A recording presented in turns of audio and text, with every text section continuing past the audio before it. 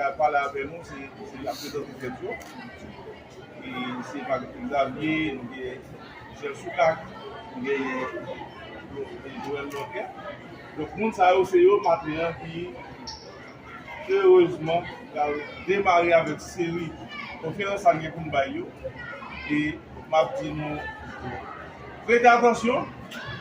Et nous ne pouvons pas sortir là sans pas sortir avec un bagage dans la tête, un nouveau bagage dans la tête. Merci, M. Souka, merci aux conférenciers. Et pour représentants UNICEF, je ne peux pas vous remercier, puisque c'est grâce à lui, c'est grâce à UNICEF qui fait nous là aujourd'hui. Non seulement célébrer le 80e anniversaire du 16 cinquantenaire, mais pour participer dans une belle conférence dans l'espace que l'ICOFRI doit. Je dis tout pour lui. Bonne écoute et nous avons nous passons bon pour tout ensemble. Merci beaucoup. Que les responsables puissent trouver les moyens et les outils nécessaires en vue de concrétiser ce projet et de le poursuivre à bon escient. Et donc c'est une très bonne initiative. Et nous là, c'est pour supporter en tant qu'écrivain et en tant qu'éditeur.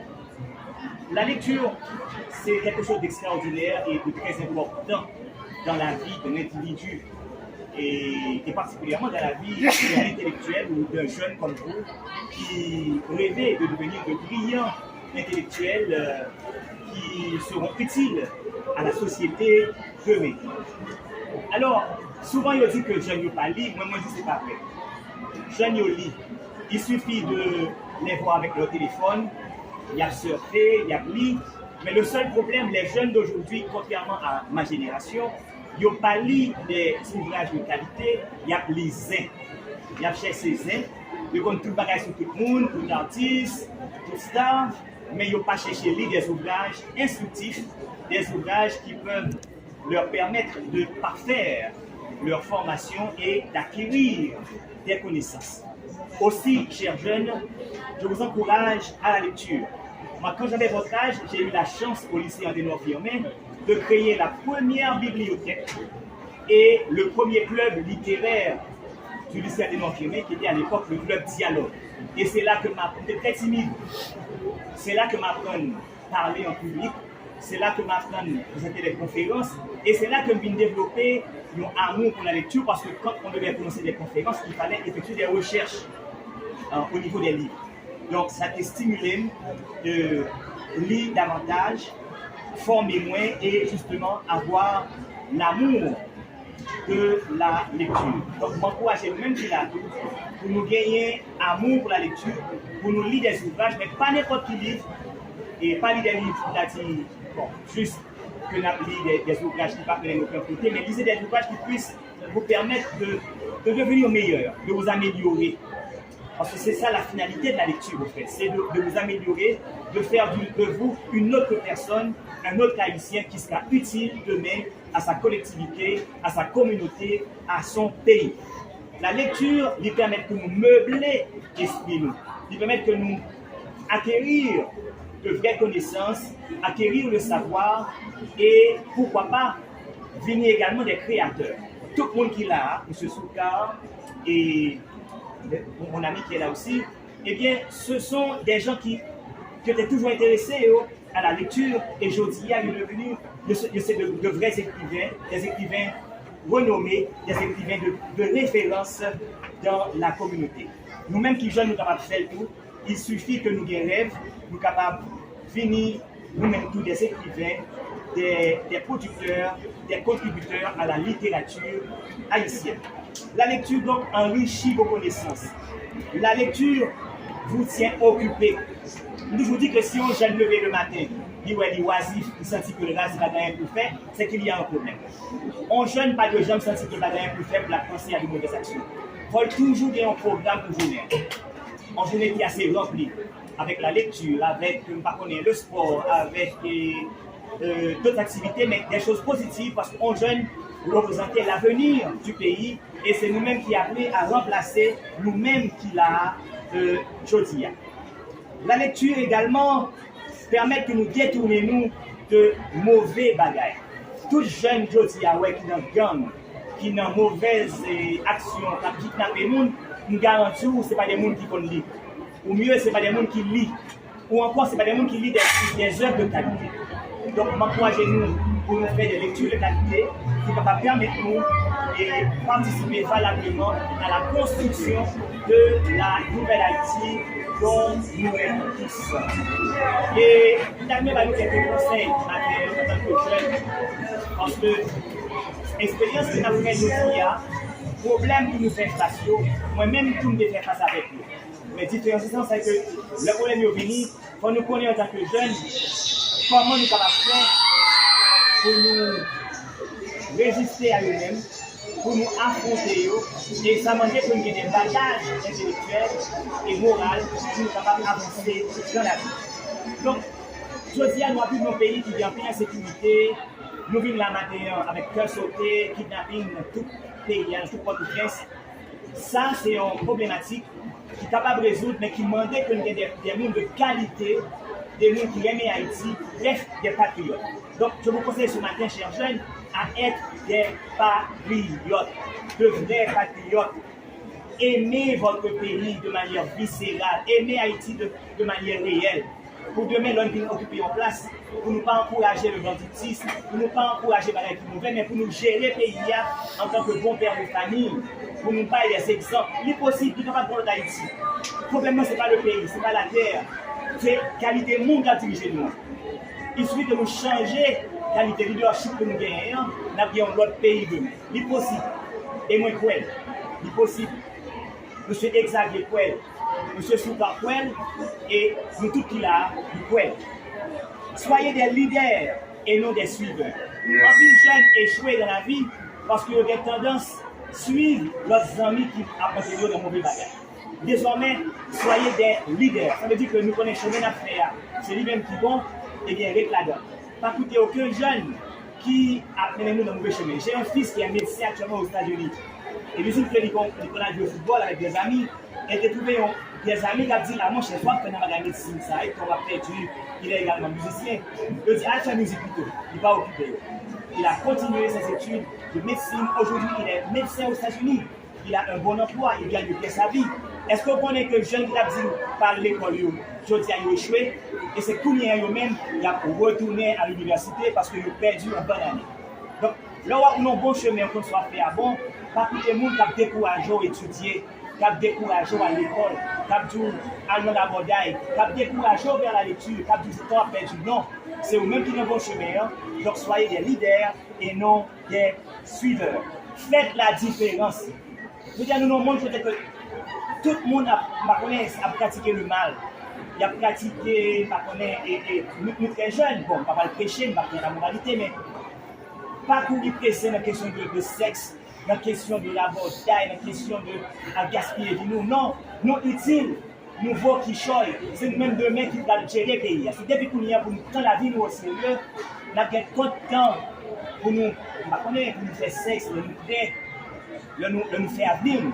Je dis à consacrer nous à la lecture, à la formation, à la quête du savoir et pourquoi pas à devenir de vrais citoyens qui peuvent faire la différence, contrairement à ça, moun Jodia qui a géré le pays à promettre.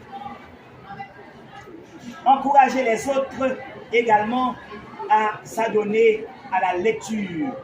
Là, nous avons notre jeune dans la classe, notre quartier, nos voisinages, qui va intéresser à la lecture, encourager à la lecture parce que dire que c'est la source de connaissances liées. Et n'a pas si nous voulons. Au lieu de nous gaspiller dans la loisiveté, nous gaspiller dans nous, lisez de bons livres. Cultivez-vous. Et la culture peut s'acquérir aujourd'hui par différentes manières parce qu'il y a une technologie qui se développe. C'est vrai, mais le livre demeure le moyen le plus classique, le plus efficace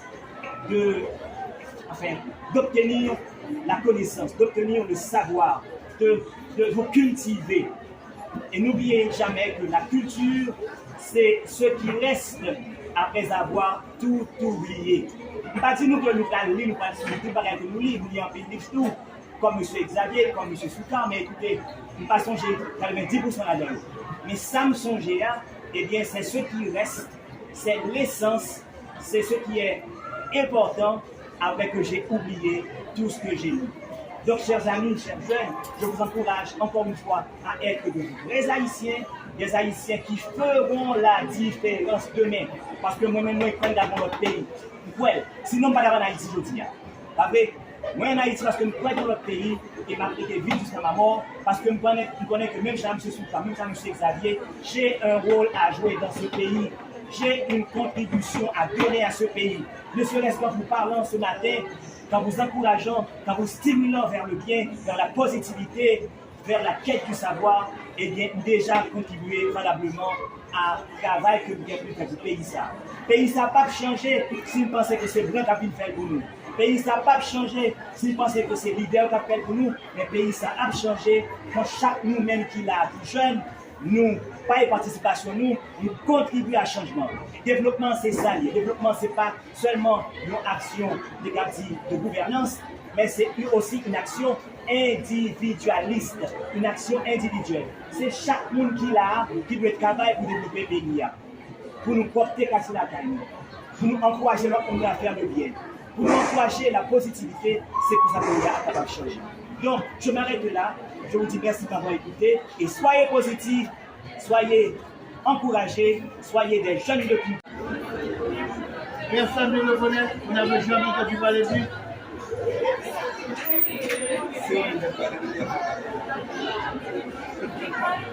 Qu'est-ce qui connaît Victor Hugo? C'est une par contre Victor Hugo, vous êtes un espoir, un escale, ça nous fera avec lui. Victor Hugo est l'un des plus grands écrivains que la Terre ait jamais connus. C'est un écrivain français du XIIe siècle. Et pourquoi je vous parle de lui? Parce qu'il a eu à dire ceci. Lire, c'est comme boire et manger. L'esprit qui ne lit pas, il maigrit tout comme le corps qui ne mange pas et qui ne boit. Et cependant, il y a à lire et lire, comme disait tout à l'heure M. Loquet. Si vous passez votre temps à faire du tripotage sur Facebook, sur WhatsApp, à lire des histoires qui ne sont écrites dans aucune langue vivante, même le créole, vous le détruisez, vous ne lisez pas. Vous devenez plus bête que vous l'êtes. Maintenant, si vous ouvrez un livre, ou bien que vous allez sur un moteur de recherche de votre téléphone, et que vous allez lire des textes qui vont vous instruire, ça c'est lire. Mais comment lire pour ne pas perdre son temps? C'est toute une méthode. Quand vous allez lire un livre, vous devez avoir ce qu'on appelle un cahier de notes de lecture. Et sur le cahier, qu'est-ce que vous écrivez? Vous écrivez le titre du livre, le nom de l'auteur, la date de parution. Et vous lisez le livre page par page, ou bien vous avez un dictionnaire tout près de vous pour chercher la signification des mots que vous ne comprenez pas. Mais vous avez un téléphone près de vous parce que sur le téléphone, vous pouvez taper le mot et chercher la signification. N'est-ce pas? Quand vous avez un cahier de notes de lecture près de vous, vous commencez à lire le livre page par page. Qu'est-ce que vous faites à ce moment? La première chose que vous avez dit, c'est le titre. Le titre vous donne la première information sur le livre. C'est comme une clé dans une série. La deuxième chose, est-ce que, à la quatrième de couverture, il y a d'autres informations? Vous lisez, vous voyez qu'il peut y avoir un résumé. Maintenant, quand vous ouvrez le livre, il y a des livres qui ont un sommaire, une table de matière, il y en a qui ne l'ont pas. La table de matière, si elle existe, vous indique le chemin que vous allez suivre le plan de Dieu. Très important.